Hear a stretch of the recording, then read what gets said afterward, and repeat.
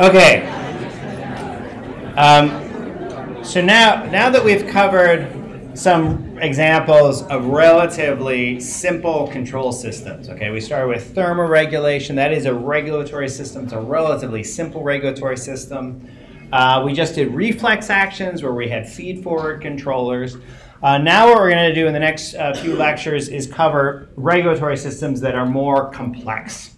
And most of this, well, like when we talk about the cardiovascular system, when we talk about respiration, we're going to refer back to what you guys have already learned about how those organ systems work, and then we're just going to add control to that story. What we're going to do in this lecture is talk about something that's a little bit more abstract. We've discussed metabolism only in really sketchy language. Today we're going to consider it in more detail.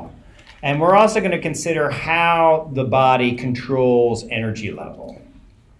All right, so we have these organ systems. They all require energy in addition to the other cells of the body, burning energy all the time. For all of those intracellular functions that we've talked about, ATP is always required, even if it's say, a facilitated diffusion. We need gradients to be set up by actions that required energy. So cells need ATP, and they're capable of generating ATP by caching in energetic molecules like glucose and fatty acids. So how do we control the energy, that is the availability of those molecules that can be converted into ATP? And I earlier talked about this law of mass balance, which is very simple arithmetic for the substances in your body. And you can apply this very simple principle to energy. So the energy balance of the body is equal to the stored energy in the body plus whatever you absorb through your digestive system, whatever you take on in terms of energy, minus what is burned up. And so you can also restate this in terms of a change in stored energy as just being quite simply the difference between what you take on and what you metabolize. So if you don't burn it up, then it will stay with you. Okay, if you eat a lot of caloric food, you will retain those calories and not burn them up, and you will become larger. All right, so two basic questions that we're focused on here. How is energy used? And how is it stored? Where is it stored in the body? And then we're going to focus on glucose with regards to control. And we'll ask the question, how is glucose controlled? Okay, so I think we're all familiar with a lot of the parts of this, especially as biology students. You've learned about metabolism before, so we'll review that. But if you think about it, like, where are the sensors for energy, and how is it that energy is recruited when you're more active, and then how is it stored when you're not so active? That, I think, gets a little bit less intuitive, and so you might not have heard this story before.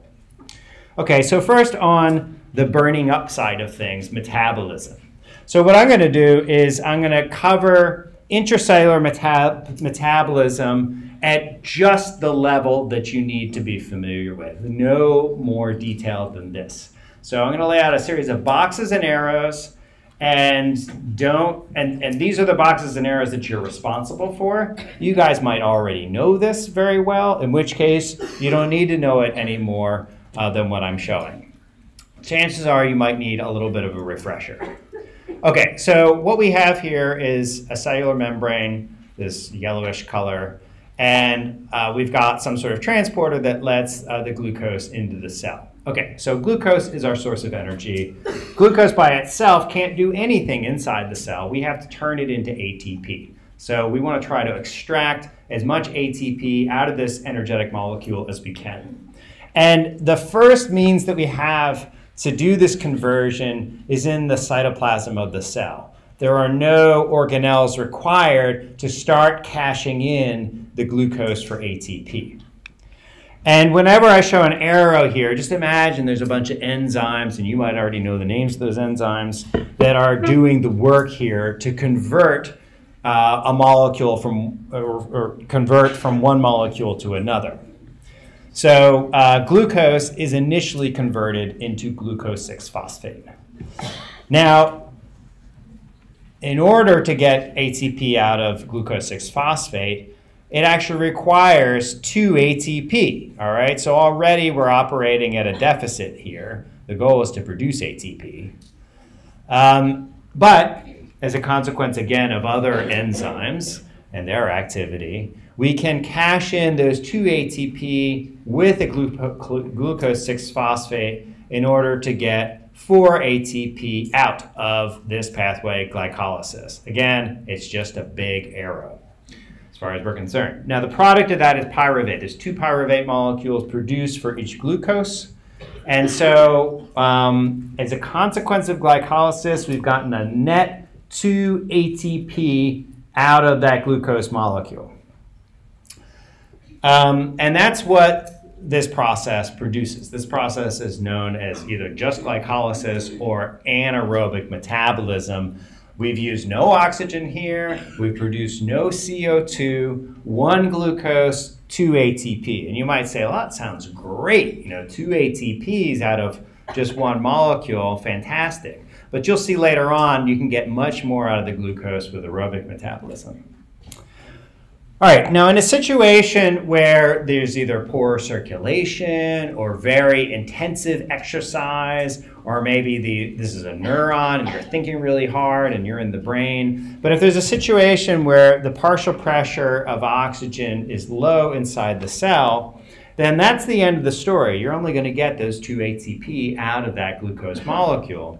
And the pyruvate is converted into lactic acid, and it can then leave the cell, be recycled by the liver to try to get more ATP out of that molecule.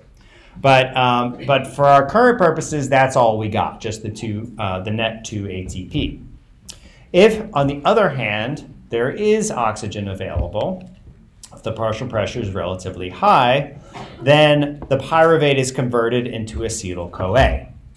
Now, the reason why I point out acetyl-CoA is that that provides us with a juncture with fatty acids. So fatty acids also are circulating around in the bloodstream. They can also be transported into the cell. It provides another separate means to use aerobic metabolism to produce ATP, because acetyl-CoA then moves on into the mitochondrion of a cell. Okay, so now we're making use of something that goes on inside an organelle, whereas glycolysis is outside of organelle. It's in the cytosol.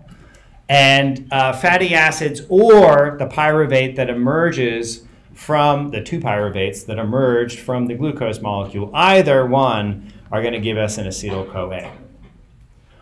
All right, so the acetyl-CoA then moves into, remember, the citric acid cycle. Citric acid cycle, as far as we're concerned, is a big orange circle. And that orange circle produces 2 ATP, all right? So it already by itself does just as well as glycolysis.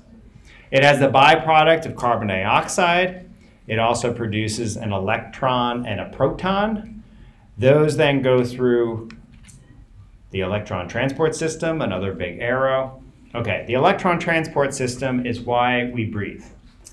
Okay, this is where oxygen comes to play.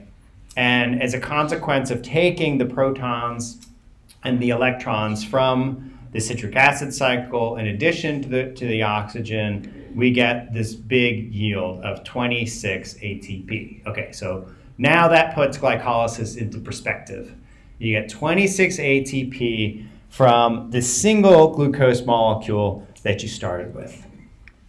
So aerobic metabolism does just that. 1 glucose, because if you take the 26 and you add it to the 2 over here, you're up to 28, and then you got a net 2 up there, you end up with 30, and then there are some scenarios where you can get 32 ATP molecules out of that glucose molecule. All right, so breathing is quite beneficial from an energetic perspective. And it also, since we have to produce carbon dioxide, it also allows us to get rid of that as well. Okay, so O2 and CO2 are the reason that we breathe. All right, any questions? Yeah? Just to clarify, so that for ATP, it's part of what's being produced, or it's just released? The 4-ATP up here is what is produced by glycolysis. And the one produced by pyruvate or acetylcholine equal to 28? Or? Well, this is just a molecule, so it doesn't do anything by itself. But pyruvate can be converted into acetyl-CoA. And then what happens to acetyl-CoA is it goes through a whole conversion process. So if you imagine the citric acid cycle operates in a clockwise way, and you can look in your textbook for all of the biochemical transformations of acetyl-CoA. But essentially, it can be recycled and transformed, and along the way, you have these additions and subtractions. So you have the creation of CO2 and the production of ATP along the way.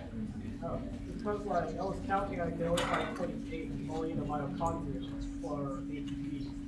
No, so the number of 30 to 32 is total. So because glucose has to go through glycolysis before it can make its way into the mitochondria, and so we include the ATP that comes from glycolysis in our yield for the aerobic metabolism. Okay. All right, so that's how we burn energy, okay? We take glucose or fatty acids, and we produce ATP.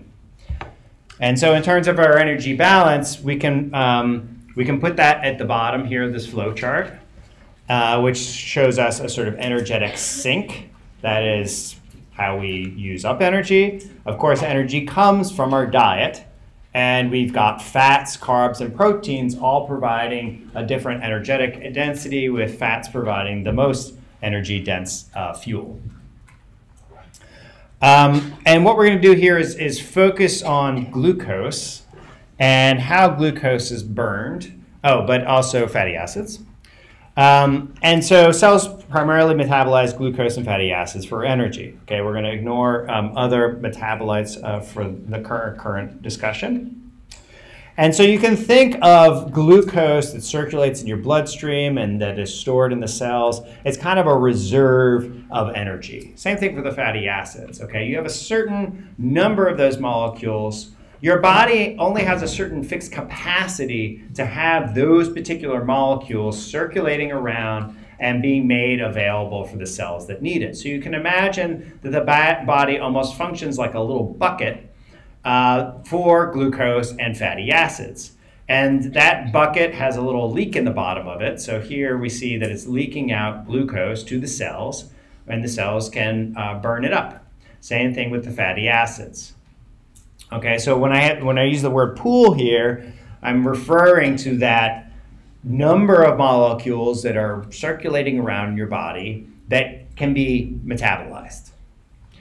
Now, these pools can be, it's more than just being subtracted via metabolism. They can be filled up. So through the digestion and absorption of carbohydrates, we can very directly fill up our glucose pool. Okay, sugar is a very quick way of increasing the glucose pool.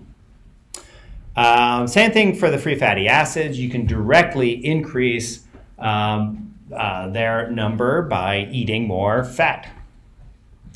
Proteins also provide a source of energy, but they directly are not burned up or metabolized by the cells. Okay, the amino acids that are absorbed do not get metabolized directly, but instead can be indirectly converted into glucose. Okay, now there are a variety of metabolic pathways with long fancy names. I've tried to call out the ones that I think are less important. One that you should know, or any of the ones that I show here, you need to be familiar with. So this is the pathway of gluconeogenesis. Okay, the production of new glucose from amino acids. All right, so we have the ability to produce glucose from protein. And then once it's converted into glucose, the cells can produce ATP. All right, now because there's only such a concentration that we can stand of glucose and fatty acids in the bloodstream, like if you have hyperglycemia, that can be very damaging to sensitive organs like your eyes and your kidney. And so there's that issue, that there are adverse health effects of having a high concentration of glucose. But we also just have a fixed capacity in our ability to store energy just through that one molecule. So we have other means of sort of providing long-term storage of energy that can produce glucose when we need it.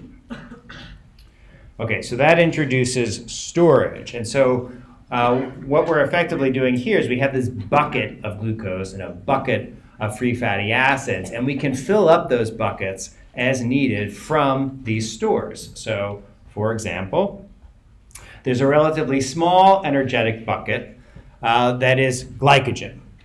Okay, these are intracellular stores of molecules. You have a lot of glycogen storage, for example, in your skeletal muscles, especially if you've been exercising a lot. Your body learns to store more energy within those cells through training. And that pathway of glycogenesis causes those cells that are capable of storing glycogen to produce glycogen and effectively provide a store of an energetic molecule that cannot directly be used by the cell, but can be converted into glucose when needed. Now, same thing with free fatty acids. Those too can be stored as fat. And so fat is a fantastic way of storing energy through adipose tissue. Okay, so we have dedicated organs in the body for storing that fat. And through lipogenesis, we convert the free fatty acids into the fat. Glucose too, if you just eat a high carb meal, you will get fat. And that's the conversion of glucose into fat. So we have lipogenesis either through fatty acids or through glucose. And there's kind of an ordering to this. So excess glucose is first stored as glycogen, and then it's stored as fat. So once the glycogen bucket fills, then the fat bucket begins to get filled. And in general, this fat bucket actually should be drawn much larger because we have a much, much greater capacity to store energy as fat than as glycogen. Now, proteins also, because we have this ability to produce glucose from amino acids, we can also produce larger protein molecules from those amino acids, and you can think of that as a form of storage that can also be liquidated when necessary. So proteins can be broken down first into amino acids, and then through gluconeogenesis, those amino acids can be converted into glucose. It's not a very efficient way of producing glucose, but it can be done when needed. Okay, so now what about cashing in this energy once we have these stores in order? Glycogenolysis is the conversion of glycogen into glucose. Okay, so we've got that pathway there. So we're essentially poking a hole in the glycogen bucket and filling up the glucose bucket from that store of energy. We can convert protein into amino acids, as I just mentioned, and lipolysis is the conversion of fat into free fatty acids. Okay, so that is a sort of abstract picture of where we're burning energy, how we're storing energy, and how we can convert glucose and fatty acids into those stores. Any questions about that? Yes? Just to clarify, so glycogenesis converts the glucose into glycogen, or glycogen is for storage? Thing that holds the glucose. Glycogenesis is converting glucose into glycogen. Okay. Yeah. My question, do we have to know the enzyme? Do you have to know what? The enzymes used? The enzymes? Do you see the names of any enzymes? So no, I just always, you're only responsible for what appears on the slides. Unless you want it to be different. You can change. No. Okay. All right, so let's focus on the carbohydrates, and in particular, glucose. And in particular, we want to address the question of where this is going on in the body. Okay, so we see The buckets are useful in terms of conceptualizing the energy, but where is this actually going on? Okay, so we have three possibilities. There are three organs that are essential for energy balance in the body, at least in terms of storage and metabolism. We have muscle tissue, adipose tissue, that's fat cells, and liver, the liver. All right, so the conversion of glucose into fat is achieved in all three of these cell types. Okay, so we have the ability, and you can, if you eat red meat, you'll see there's fat stores that are sort of within muscle tissue. Muscle does have the ability to store glucose into fat, as does the liver. All right, so that's in particular where we can produce fat. Of course, adipose tissue is fantastic at this. Now, the production of glycogen through glycogenesis from glucose, that is not done in fat cells. The adipose tissue only stores fat. Glycogen, and by the way, glycogen is only a very simple conversion from glucose. You can very quickly go from glucose to glycogen and then back to glucose.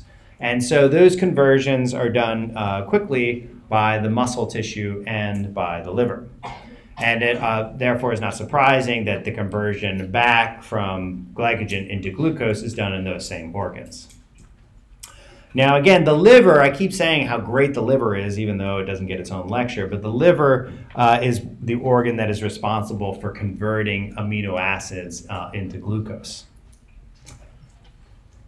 Okay, so that's basically the story of glucose in terms of where it's happening and what kind of storage and conversion that glucose is involved with. But the next question is, how does your body control glucose? Okay, given that, then, I mean, what we're introducing here is we've talked about metabolism, how it's burned up. Here we're seeing where it's stored, but that doesn't explain anything having to do with control. And we do know that having too high a concentration of glucose is detrimental, can damage sensitive organs. And having too low a level will make you feel sleepy, and ultimately, if it's catastrophic, then your cells will have difficulty maintaining themselves unless you have free fatty acids. And so again, this is an example of a case where we want to maintain a constant level of glucose. Okay, the glucose concentration should be maintained at a nice healthy level despite perturbations that emerge from eating a caloric meal or exercising intensely. So we have lots of reasons for varying glucose in the blood. What is the control system to maintain that? And so since it's a maintenance, it's a regulatory situation, then you should expect a negative feedback control system. Okay, so plasma glucose is the stimulus to this control system. Where are the sensors? Anybody know where the sensor is? Where's the glucose sensor for the body? Yeah? Hemoglobin? No, no, not hemoglobin. Where is the sensor? Where in the body? What organ? Oh, organs. Pancreas. Thank you. Yeah. Yeah, the pancreas. All right. So this is a really, I mean, when you think of like organs, you know, they're so great and fascinating. You don't tend to think, oh, the pancreas, you know, such a wonderful organ. But it turns out it's really important. You know, like the liver, the pancreas kind of gets short shrift, but we'll see here how it's really essential, especially, and you might have thought about the pancreas a lot if you're a threat of, or if you have diabetes or you're sort of the threat of diabetes, then the cells in the pancreas are really important for these functions. Not just sensing, but also the decision making for our control system. And there are two types of cells inside of the pancreas that we haven't talked about. The pancreas thus far just plays this role in digestion, but it also plays a really important energy balance role as well. Okay, so we've got alpha and beta cells, not to be confused with alpha and beta 1 and beta 2 receptors. Okay, they're totally different entities. They just share the Greek alphabet. So the alpha and beta cells within the pancreas serve as the sensors and the integration or integrating centers for energy balance. All right, so let's think about that in more detail if we have time. Let's just start to think about that before we run out of time. So, all right, so our stimulus is plasma glucose. Imagine you eat a meal. What's going to happen to plasma glucose? It's going to go up. All right, and at breakfast, you might get an increase in plasma glucose that looks like that. Now, if you're eating a sugary cereal, you're going to get a more rapid rise of that meal instead of, say, granola. Okay, the glycemic index is a metric for how rapid glucose concentration rises in response to eating a meal. All right, so you get a burst at breakfast, you get another increase at lunch. After every meal, you get an increase in plasma glucose as the carbohydrates that you ingested break down in your stomach and are absorbed as glucose. All right, so for our control, we've got plasma glucose providing the stimulus. So just imagine that some of those cells, we haven't explained which ones, are sensitive to these increases in plasma glucose. Okay, so this is the stimulus. And after you eat, then the stimulus points in a positive direction, okay? It's that increase in plasma glucose that's going to stimulate something. Okay, so we've got alpha and beta cells. It turns out that the plasma glucose increases excite the beta cells. All right, the response to an increase in plasma glucose is what? Does anybody know what the beta cell does? Insulin. Brett's right. Yeah, it actually secretes insulin in the blood. Okay, so we get an increase in insulin in response to a surge in plasma glucose. So the way that that looks on a graph is similar to the glucose concentration graph. You get these increases in insulin, all done by the beta cells, okay? They both detect and mediate the response. They detect plasma glucose, mediate the response of insulin. And so they're responsible for those fluctuations in the insulin concentration in the blood.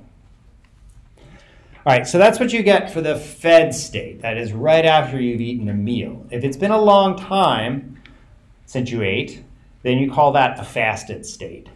And so you look later in the day, so the gray lines are when you eat, and then you look later in time, you see there's a dropping, despite all of our best intentions to maintain plasma glucose levels, invariably you get drops over time.